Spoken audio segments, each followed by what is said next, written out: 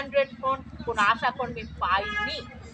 আমাদের মাসে মাসে রিচার্জ করার একটা ন্যূনতম পয়সা দেওয়া হয়, সেই পয়সাটাও কোনো হিসাব নেই। কোনো মাসে দিচ্ছে 2 মাসের, কোনো মাসে 6 মাসের পড়ে আছে।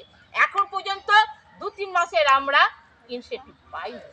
তাহলে এই অল্প পয়সায় আশাকর্মীদের কি ঘর নেই, সংসার নেই? 24 ঘন্টা কোনো ছুটি নেই, কোনো পাল নেই, কোনো পরব নেই, উৎসব নেই।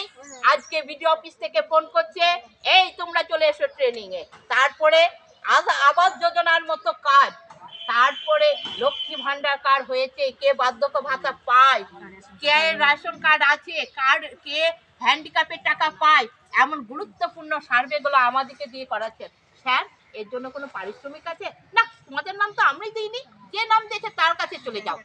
আমি যখন এখানে এসে জিজ্ঞাসা করছি আমার বিপিএইচএল কে, ম্যাম আমরা যে কাজ করছি, উনি আমাকে বিডিও সাহেব, জয়েন্ট বিডিও সাহেব এই কথা বলেছেন, আমাদেরকে